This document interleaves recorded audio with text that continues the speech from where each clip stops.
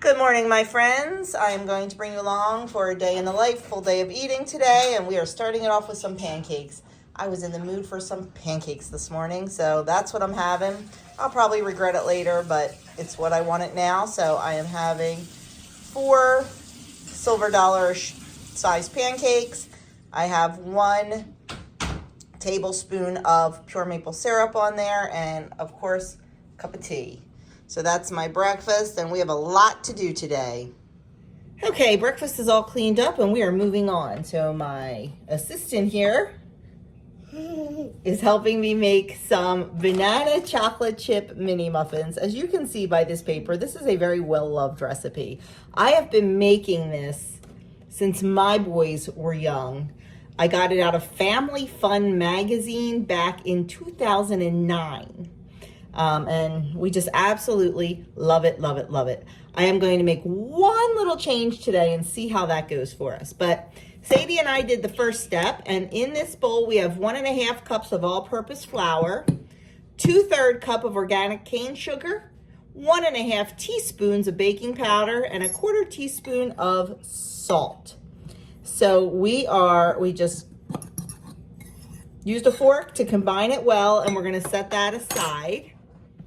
And then in our mixer bowl, we are going to add 1 cup of very ripe banana. This is a great way to use those bananas that are going south. And then we're going to add in 1 large egg. You gonna add it in, Miss Sadie? No. Go ahead, you wanna dump it in? Yeah. Go for it. I'm just gonna dump it. Okay, after we get, see if we can adjust this a little bit. After we get our eggs in there, we are going to put in, here's where I'm gonna vary a little bit. It calls for 1/4 cup of melted butter. I am going to use 1/8 cup of melted butter and 1/8 cup, which is 2 tablespoons, of applesauce, just to try to reduce the amount of butter in there a little bit. So we're going to put in our melted butter, and then we're going to put in our unsweetened applesauce. I mean, I don't know how this is going to work. We're going to see. Hopefully it'll be delicious. If it's not perfect, I'm going to go back to all butter, because honestly, when I tell you this is one of my favorite recipes in the whole wide world, I mean it. Then we're going to use 1/4 cup of light sour cream. You could absolutely use fat-free sour cream if that is what you desire. You can also use full-fat sour cream, doesn't matter. I've got my little spatula. I'm not even sure I told you what we were making. We are making banana chocolate chip mini muffins. Okay, now we are going to add in vanilla extract. I generally do not measure that. I listen to my ancestors in my heart when it comes to vanilla. Now we are going to add in 1/4 cup of milk. I use 1% milk. You can use whatever floats your boat. Milky. Oh, I'm sorry. I should have let you do that, Miss Sadie. And then we are going to mix up all of our wet ingredients. Yay. We're going to do it on medium until they are well blended.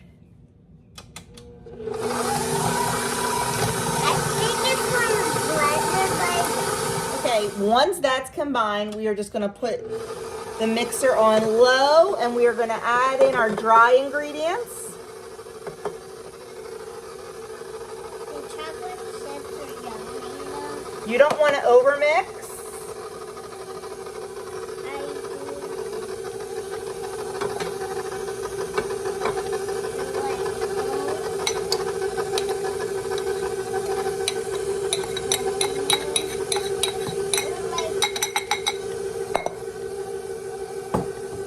And then the last bit, go ahead, Miss Sadie. We are going to add in 1/2 cup of mini chocolate chips.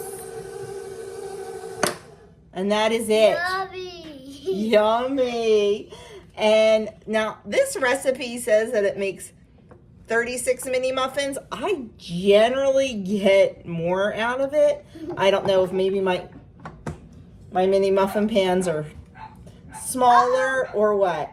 Uh-oh, what, Sade? It's the dog. Oh, Ari wants to come in? Yeah. Okay. Thanks, chick. You gonna let her in? You're my biggest helper. Oh no, he wants to go in. Oh, he goes. Okay, so there is our mixture. Real life around here, folks. Real life. There's our mixture, and we are just going to get this into a mini muffin pan that has been greased or sprayed or whatever. You can also use little mini muffin cups if you want, but we don't bother with that formality around here. You mix it. Yep, it's all ready to go in our pans, chick. And then we are going to put it in a 350-degree oven for about 15 minutes. You know, check it. It might have to go 20. Just depends on your oven. Can you smell the banana? Yeah. Does it smell delicious? Yeah. Yeah, I can't wait to eat one. I want to eat. Okay, I'll show you it in the pan. Why? Okay, what I like to do for my mini muffins is use my smallest cookie scoop. And Why? just one decent sized scoop, a little bit heavy in each one, makes a really nice muffin. I prefer to make, when they're mini muffins, I really like them mini. I like them one bite because one or two and I'm satisfied. Okay. No. And the smaller they are, if you're this type of person, the more you can have. If you make a big muffin, you're having one. But if you like to eat in volume, you make the mini muffins and, you can have 2 or 3 or, however many points, calories, macros, whatever it is you want to spend. So I'm going to get this finished. I think I lost my helper. She's playing with the cat. She'll come back when it's time to eat them, I guarantee it. And we'll see what they look like when they come out. They don't get super duper brown. You just want them nice and light brown and you'll be able to tell. But I guarantee if you like banana, you will definitely enjoy these muffins. Okay, there are our tiny little banana chocolate chip mini muffins. I am going to let these cool and then we're going to give them a try and see how it worked out using half butter and half applesauce. Okay, we are going to get started on our refrigerator pickles. Now, I have never used this recipe before. It's supposed to be for a Clausen copycat. So that's what I want to use. It is not a canning recipe, but you kind of take a couple of canning steps by using hot sterilized jars and things, but it is not shelf stable and it is not sealed and processed. They have to be kept in the fridge. But the first thing I'm doing is taking all my cucumbers. These are pickling cucumbers or Kirby cucumbers. And I'm cutting off the stem end and the blossom end. I have a whole bunch more here. These have been washed and scrubbed in cool vinegar water to make sure they are clean. So I'm going to go finish this part up and then come back and show you how we're going to cut them. Okay, now it says you can either cut them in half. I think that's how the Clausen cucumbers are. They're halves, or you can cut them in quarters. I think I'm going to go for quarters, and I think I might actually do some in slices. We'll see. I'm hoping that they're going to fit in my jar. I might have to trim them a little bit because these look a little bit long for a pint jar, and that's what I was going to do, mostly pints. I think I'll keep some of the longer ones and do slices for those. But like I was saying, this is not a canning recipe, but you do use some canning principles. You sterilize the jars and you heat up your bands and lids and things like that. Yeah, these are nice spears.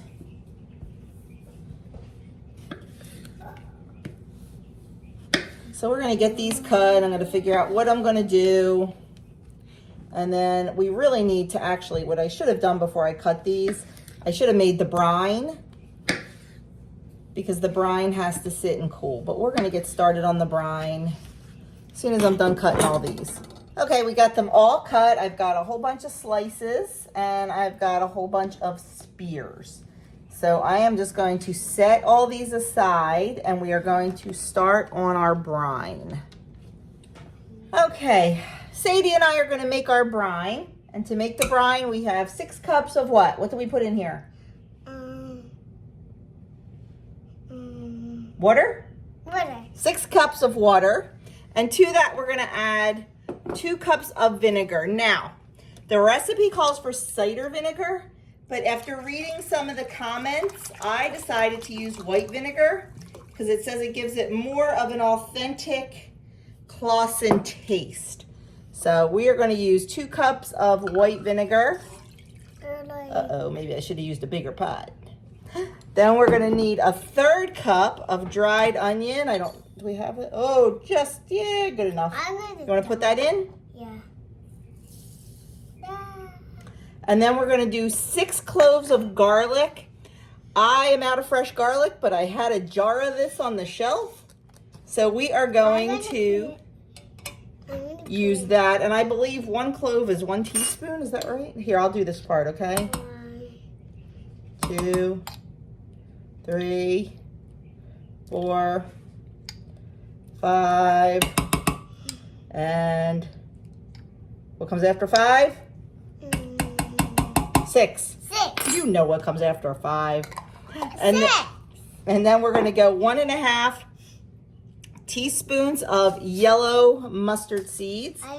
If you watched my video the other day, I used brown mustard seeds. You can do it. Today we're using yellow. This is a 1/2 teaspoon, so we're just going to do 3 of these. Here you go, babe. 1 more. Perfect. And then we're going to need 1/3 cup of canning salt. I don't have canning salt. I just use my Redmond's Real Salt. That works out absolutely fine. You just don't want to use like a Morton's iodized salt or anything because that's not pure. I'm going to dump it. You can dump it. You can do a lot. Ready? And dump her in. All right. Now, if you are using dry dill seed, it goes in here. I am choosing to use fresh dill, so I am not putting that in here. We'll just put that directly in the jars. So we're going to get this on the stove. You want to stir? Yeah. We're going to get this on the stove and we're going to bring it to a rapid boil.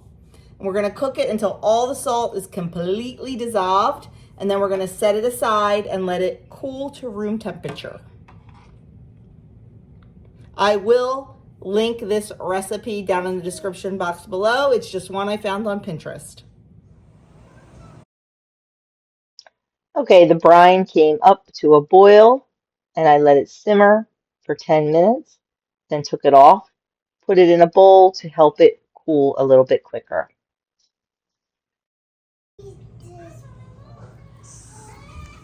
So even though it is super duper hot out here, we are blowing bubbles outside.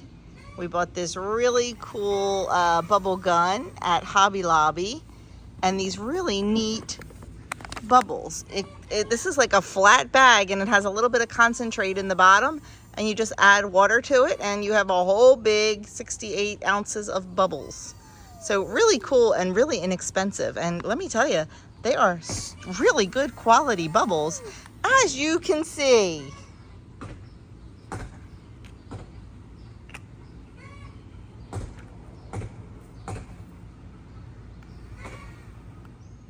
Okay, time to start assembling these jars. Like I said, this is not a canning recipe. It is not shelf stable. But I did sterilize the jars. And into each jar, I'm going to put a bunch of dill. It says a head of dill. I love dill. So I probably put lots of extra in. because I love it so much. And if I'm going to eat dill pickles, I want them to be dilly.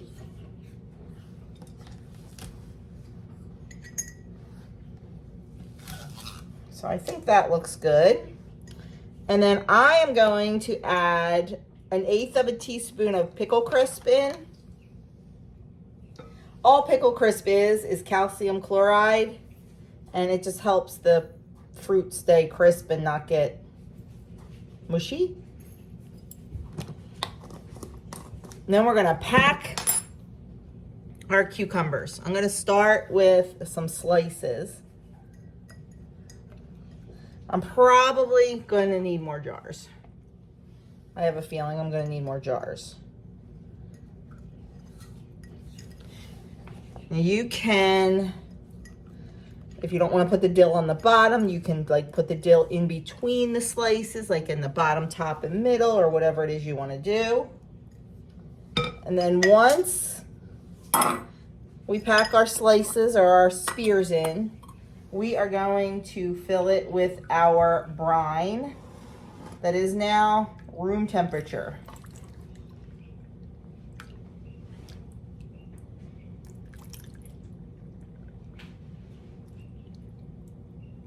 You want to make sure all of the fruit is covered. There's a lot of garlic in there. We're going to take some of that out because I want to make sure we have enough for all of the jars. And then we are just going to put our lids on.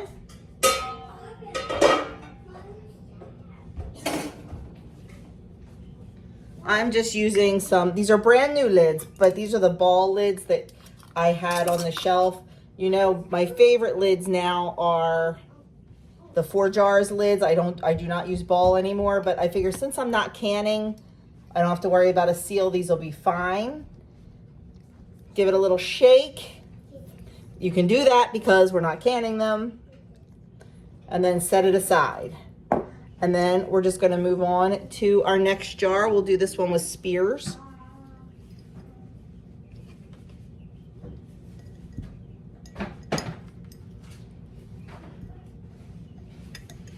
And then once we get all these done, we are going to, that's not gonna, I didn't think that was gonna go in. Once we get all these done, we are going to let them set at room temperature for 3 days, and that is gonna help them ferment and get a really good flavor. Then after that, they're gonna go in the fridge. Best taste is letting them stay in the fridge for a month before consuming. And they will last in the fridge unopened for 6 months. So even though we don't have, you know, a good 2-year shelf life on these, I think 6 months is pretty good. And I honestly like refrigerator pickles better than canned pickles, because I can never get my canned pickles to stay crisp enough for my liking. Now, like I said, no guarantees on this recipe because I have never made it before. This is a new recipe for me. I did a different one last year. I'm just making these a little bit shorter. Yeah, a little bit shorter. The one I did last year was very good, and I'm going to be honest with you, I don't remember which one it was. So I figure, why not try a new one this year? And I don't know about you, but I absolutely love the Clausen pickles that are kept in the refrigerated section versus a pickle that is kept on the shelf in the grocery store. So I was thrilled to find this recipe, and I'm anxious to try it, but like I said, it's going to be about a month before we actually try it. You can eat them within a few days, but for best flavor, you definitely want to let them sit. I think that is, like I said, I'll double check the recipe, and I will definitely link this recipe down below in the description box. It'll take you right to the website where I got it from, which is, let me look, hold on. lanascooking.com. So I am going to go finish these up. I'm going to need a couple more jars, I think. Oh, and during the 3 days that they're sitting at room temperature, it tells you to give them a turn, a shake. Just make sure that the brine and all of the spices inside are getting moved around a little bit. So that is all there is to it. I'll show you when all the jars are done. I have not picked up the camera all day. Sadie and I got busy, and then she napped and I finished up the pickles. Did I show you the pickles? I don't remember. I'm gonna go show you the pickles. So there are the pickles. Yeah, I did show them to you because I told you they have to sit at room temperature for 3 days and then go in the fridge. And we're just gonna, a couple times a day, give them a little love, give them a shake, all that fun stuff. And then, let's see what else. Sadie left and I started dinner. I'm not sure if I'm gonna show you my dinner yet because dinner tonight is actually a collab. It is the Taste of Home collab series that Kim and I are doing. So I got that all cooked and it just takes so long. Oh my gosh, it's a quick recipe, like probably a half hour. But when you're filming, oh my gosh, you can triple the time it takes. So that is done now. We're getting ready to eat and I'll show you what Doug just went out and picked. Oh my word, an entire Amazon box. I can't even. Of basil. So what we're going to do after dinner is we're going to pull the stems off, all the basil. Take it off the stems. Oh my gosh, my kitchen smells wonderful.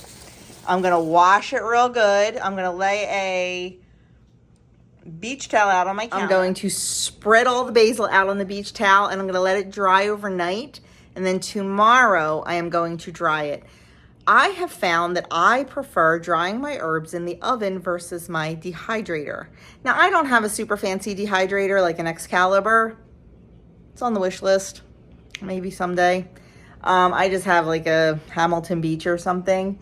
And I just find that I get a really, really good result in the oven. So tomorrow I will do the basil in the oven and I will probably, a couple of you asked about that. So I'm probably going to turn this into a 2-day vlog.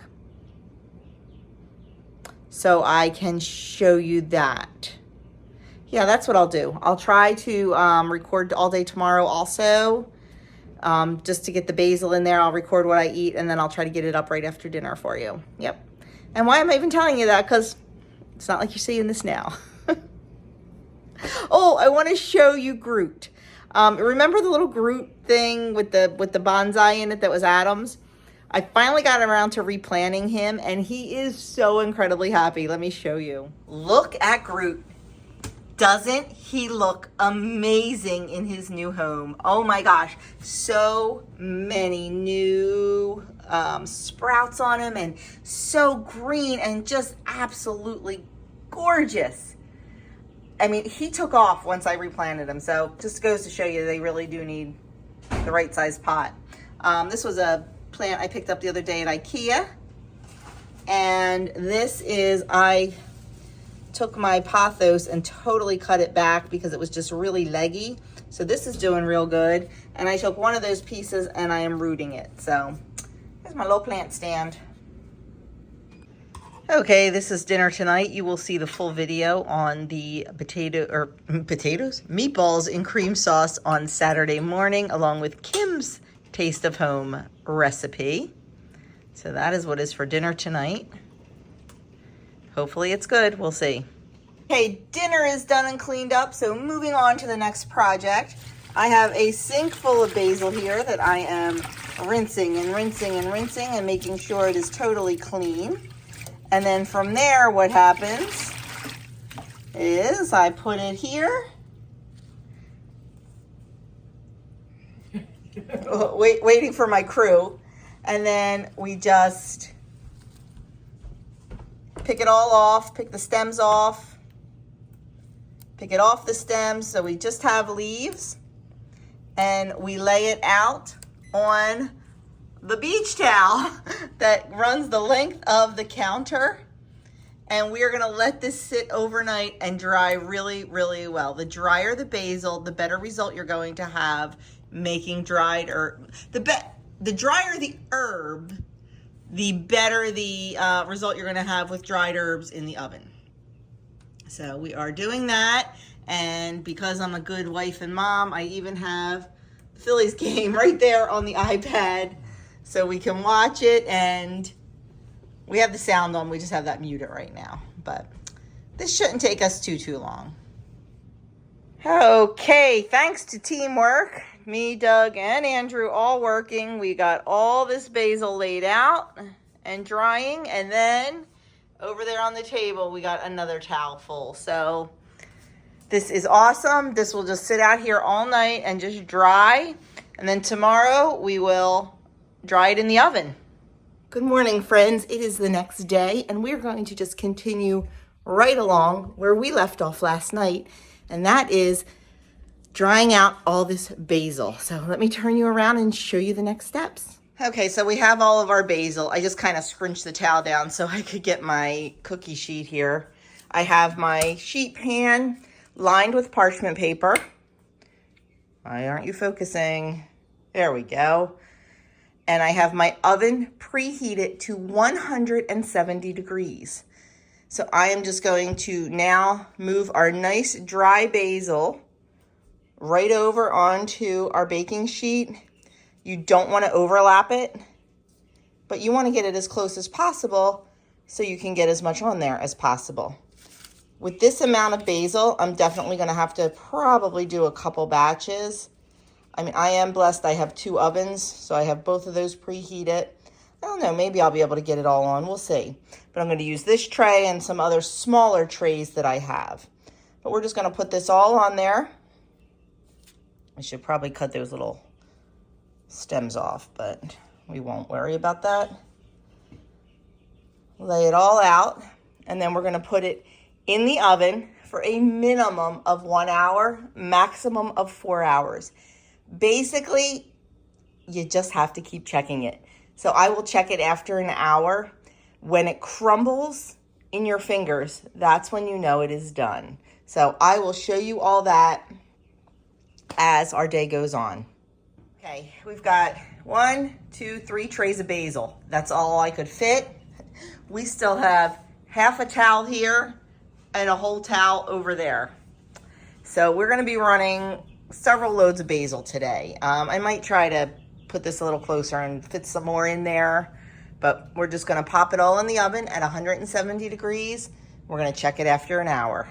Okay, sitting down to breakfast, I have an omelet, and in there I have 1 piece of Canadian bacon chopped, 1 slice of provolone cheese, and some of my peppers that I made the other day.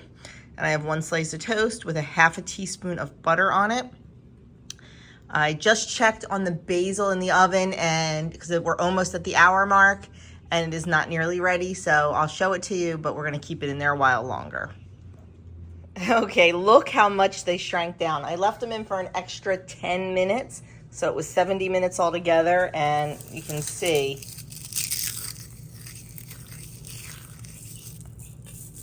totally dried out and ready to go.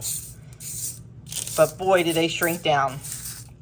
Now you know why herbs, especially good quality organic herbs, are so expensive. Because it takes an awful lot of them to make just a little bit. So I am going to check the other 2, but I think they will probably be done also. They might have take a little bit longer since there's 2 trays in the bottom oven, not sure. But that is how easy it is, my friends, to just dry your own herbs. And you store these in an airtight container, and they're good for up to a year. We are just finishing up the dried basil from last year. So there you have it. I wish you could smell this, because oh my goodness, does it smell amazing. So I am going to get this in a jar or a bowl or somewhere until I figure out where I'm going to store it. And I'm going to put the next batch right on here and get that going. So out of those 3 trays, that's how much I got. 1/3 of a half pint mason jar. Not a lot, but oh my goodness, smells delicious, and it will be delicious in my cooking, and it's not a lot of effort. You know, I know people would be like, you know what, I'm just gonna buy it or whatever, and that's fine, I buy it too. But I grow it, and I grow it to use it fresh, but I can only use so much. So why not just take 5 minutes of my time and preserve it? Well, a little more than 5 minutes because of last night, but you know, it's perfect. So, and like I said, not a lot of effort really.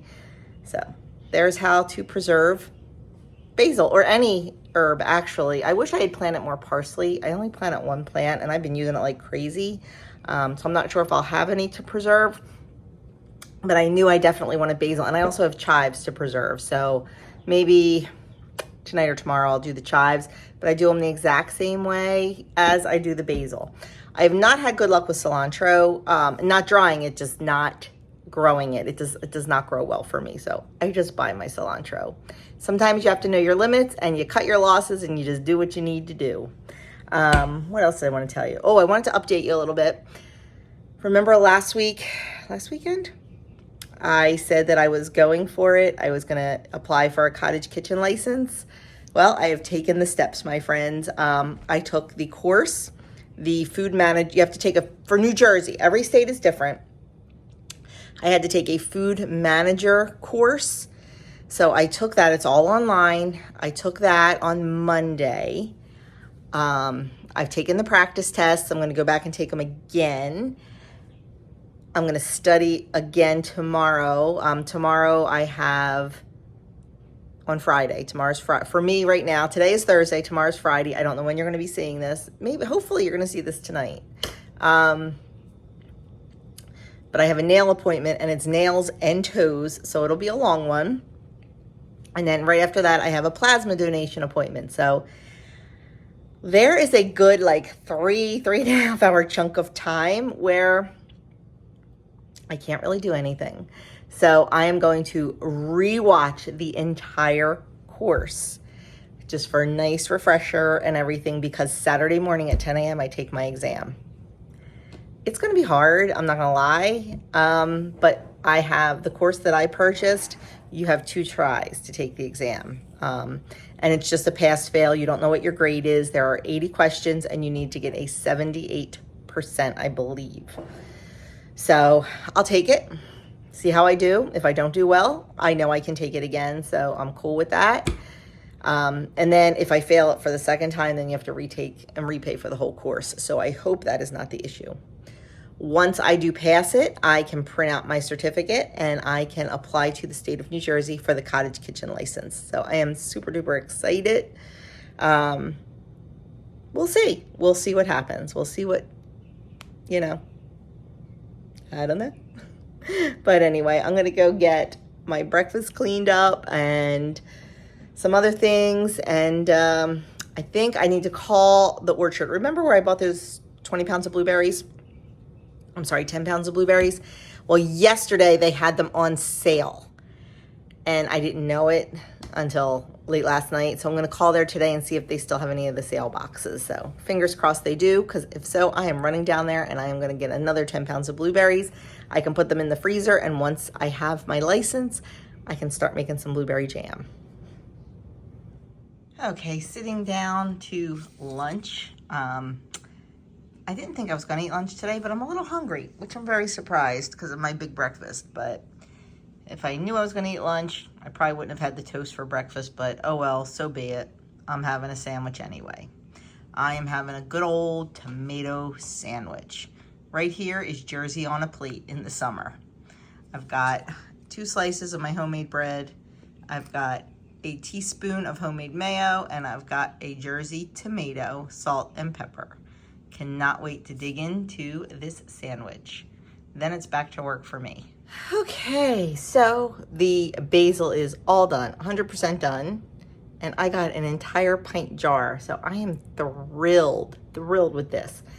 I tend to use a little bit less when it's my homegrown, home dried, because it is so much more intense, especially like the first couple months when it's brand new.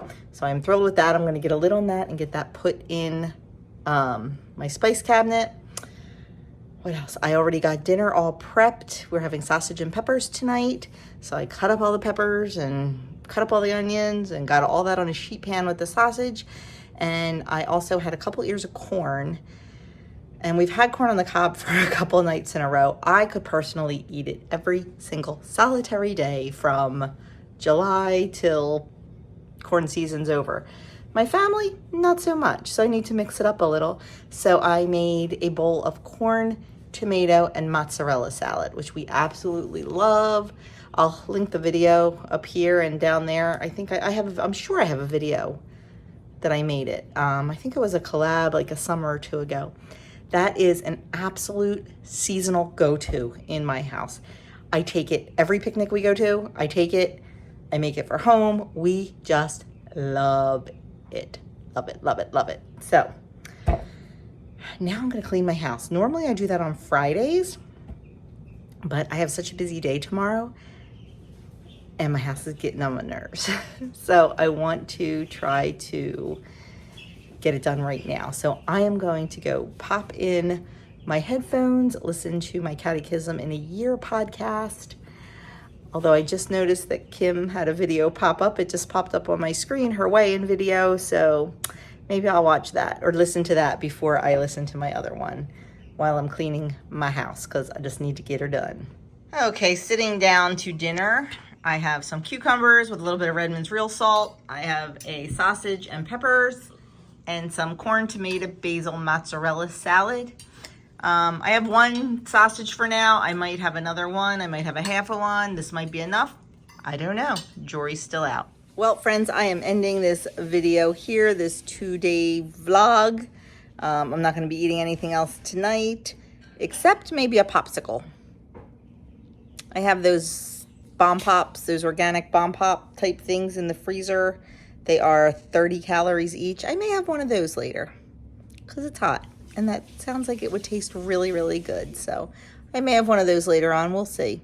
But that's it. Thank you so much for spending your time with me. I truly do appreciate it. And that's all I have to say about that. I'll leave a couple videos linked right here. And I will see you all in my next video.